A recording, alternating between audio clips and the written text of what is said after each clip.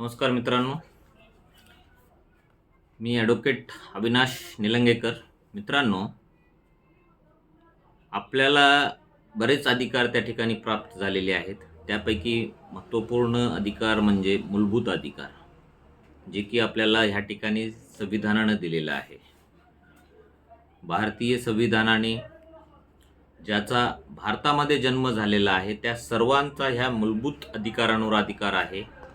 तसेच बाहेरून जे काही व्यक्ती काही काळासाठी अल्पकाळासाठी जरी आले भारतामध्ये, त्यांना सुद्धा हे मूलभूत अधिकार त्या ठिकाणी काही प्रमाणात लागू आहेत. सदरच्या मूलभूत अधिकाराबद्दल आपल्या संविधानातील भाग 3 मध्ये या अधिकारांविषयी अनुच्छेद 12 ते 35 मध्ये उल्लेख आहे. ह्या अधिकारांचे हनन झाले तर डायरेक्ट सर्वोच्च न्यायालयामध्ये आपण त्या ठिकाणी जाऊ शकतो. आता आपण जे काही हे मूलभूत अधिकार आहेत त्यातील काही मूलभूत अधिकार आपण त्या ठिकाणी पाहूत. 12 ते 21 पर्यंतचे जे काही मूलभूत अधिकार आपल्याला संविधानाने आपल्या दिलेले आहेत ते पाहूत. 12 आणि 13 हे जे अनुच्छेद आहेत संविधानातील हे राज्याविषयी आहे आणि 14, 15, 16, 17 आणि 18 हे समानतेविषयी त्या ठिकाणी आणलेले अनुच्छेद आहेत. त्यातील अनुच्छेद 14 हे विधीनुसार किंवा कायद्यानुसार आपण सर्वजण त्या ठिकाणी समान आहोत. स्त्री असो, पुरुष असो, त्या ठिकाणी कोणी असो, त्या ठिकाणी कायद्याच्या समोर आपण सगळेजण समान आहोत. अनुच्छेद 15 नुसार जे आहे, कोणीही लिंग कोणतेही असो, जन्मावरून जातीवरून भेदभाव त्या ठिकाणी आपण करणार नाही, आपण सगळे समान आहोत, हे अनुच्छेद 15 हे सांगते. तसेच जे काही 16 जे आहे, अनुच्छेद 16 नुसार पद, सरकारी पद असेल, नोकरीमध्ये सर्वांना समानता आहे, सर्वांना समान संधी देण्याचा त्या ठिकाणी अनुच्छेदमध्ये उल्लेख आहे. जे काही पदं आपल्याला मिळवायचे आहेत, कोणीही जातीवरून, धर्मावरून, पंथावरून पाठीमागं राहू नये, सर्वांना त्या ठिकाणी समान संधी दिल्या जावे प्रत्येक नोकरीमध्ये, हे आहे. अनुच्छेद 17 असं सांगते. अनुच्छेद 17 जे आहे हे सर्वात महत्त्वाचं अनुच्छेद आहे, कारण आपल्या भारतामध्ये एक खूप मोठा लागलेला कॅन्सर म्हणता येईल. त्या ठिकाणी कॅन्सर म्हणजे खूप मोठी बिमारी आहे, त्या पद्धतीने हे आहे. माणूस जे आहेत त्यांना ह्या ठिकाणी शिवून घेतल्या जात नव्हतं, अस्पृश्यता होती. त्याचं निर्मूलन या अनुच्छेद 17 मधून त्या ठिकाणी झालेलं आहे. जर असे प्रकार आज बी बरेच ठिकाणी जर घडत असतील तर आपण डायरेक्ट मान्य सर्वोच्च न्यायालयामध्ये त्या ठिकाणी जाऊ शकतो. अनुच्छेद 18 हे आहे, इंग्रज ज्यावेळी आपल्या भारतामध्ये आले, भारतावर राज्य करत होते, त्यांनी एक तत्व पाळलेलं होतं, म्हणजे त्यांचं एक प्रिन्सिपल होतं, फोडा आणि राज्य करा. आपल्यातीलच लोकांना, काही लोकांना फोडण्यासाठी त्यांनी त्या ठिकाणी काही उपाध्या देऊन त्यांना आपल्या विरोधातच काम करायला लावत होते.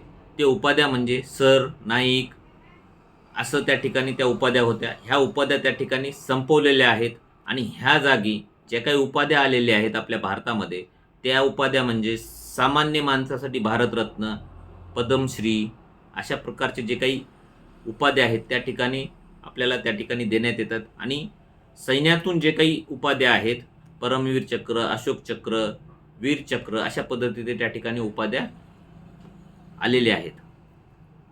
अनुच्छेद 19 हे सांगते स्वातंत्र्यता. त्यातील 19 जे आहे अभिव्यक्ती स्वातंत्र्यासाठी आहे. त्यामध्ये प्रेस असेल.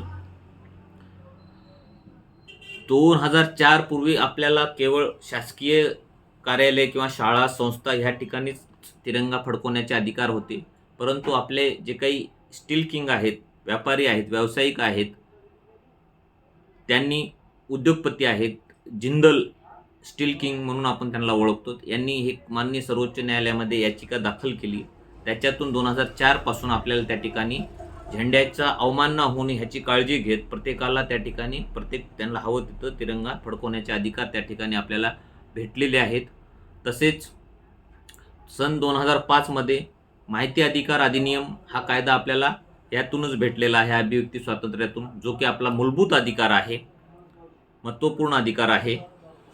तसेच अनुच्छेद 19 ब हे सांगते बिना शस्त्राशिवाय काय कुठलेही घातक शस्त्र आपण सोबत न पाळता भारतामध्ये आपण कुठेही येऊ जाऊ शकतो, कुठेही राहू शकतो. अनुच्छेद 19 क आपण संघ बनवू शकतो, संघटना बनवू शकतो आणि त्यातून आपलं जे काही कार्य आहे आपण ते करत राहू शकतो. अनुच्छेद 19 डी हे सांगते आपण कुठेही मुक्तपणे जाणे येणे करू शकतो, राहू शकतो. अनुच्छेद 19 ए ई कुठेही निवास करू शकतो. अनुच्छेद 19 एफ जे आहे ते निरस्त करण्यात आलेलं आहे. आणि अनुच्छेद 19 जी जे आहे रोजगार, सरकारी असेल किंवा खाजगी असेल, कोणताही व्यवसाय आपण त्या ठिकाणी आपल्या मनाप्रमाणे आपण करू शकतो. अनुच्छेद 20 जे आहे अपराध आणि दोष सिद्ध विषय आहे. त्यामध्ये आज समजा एखादी घटना, अपराध, एखाद्या गुन्हा घडलेला आहे आणि त्याचे निर्णय समजा इथून 5-6 वर्षानंतर येत असतील आणि त्यावेळी त्या गुन्ह्याची सजा जी आहे 10 वर्ष आहे आणि आज रोजी 6 महिने होती, तर ह्या अनुच्छेदनुसार ज्यावेळी ती घटना घडलेली आहे त्यावेळच्या कायद्यानुसारच त्या व्यक्तीला सजा दिल्या जाईल, असं आहे अनुच्छेद 20(1) मध्ये. अनुच्छेद 20(2) मध्ये कोणत्याही आरोपीला स्वतःविरोधात साक्षी देण्यासाठी त्या ठिकाणी आपण मजबूर करू शकत नाही. त्यांच्या स्वइच्छेने द्यायचे असेल त्यांना साक्षी तर देतील, नाहीतर त्यांना दबाव तंत्र वापरता येत नाही किंवा मजबूर करता येत नाही. अनुच्छेद 20(3) असे सांगते की एखाद्या गुन्ह्याची सजा जी आहे एकाच वेळेस भेटेल, पुन्हा पुन्हा त्या ठिकाणी त्या गुन्ह्याची सजा दिल्या जात नाही. जर पुन्हा त्यांनी ते गुन्हा केला असेल तर त्याची सजा त्याला त्या गुन्ह्यामध्ये त्या ठिकाणी भेटेल, परंतु एकाच वेळेस एका गुन्ह्याची सजा भेटेल. आणि अनुच्छेद 21 जे आहे व्यक्तिगत स्वातंत्र्याविषयी, स्वतःच्या जीवनाचं संरक्षणाविषयी आहे. ह्या जीवनाच्या संरक्षणातूनच जे काही वातावरण असेल, पर्यावरण असेल, असे त्या ठिकाणी कायदे आलेले आहेत. त्याचाच NGT सारखा जे काही कायदा आहे सन 2010 मध्ये आपल्याला त्या ठिकाणी भेटलेला आहे आपल्या सर्वांसाठी. नॅशनल ग्रीन ट्रायब्युनल म्हणून, हरित क्रांती म्हणून त्यांना आपण ओळखतो. त्याचं हेडक्वार्टर हे दिल्लीला आहे, महाराष्ट्रामध्ये पुण्याला आहे. आणि ह्यामध्ये मानव असतील, जनावर असतील, सर्वांना मुक्तपणे चांगल्या वातावरणात, चांगल्या पर्यावरणात जगण्याचा अधिकार आहे. हे आपल्याला अनुच्छेद 21 नुसार त्या ठिकाणी मिळालेले अधिकार आहेत. खूप खूप धन्यवाद.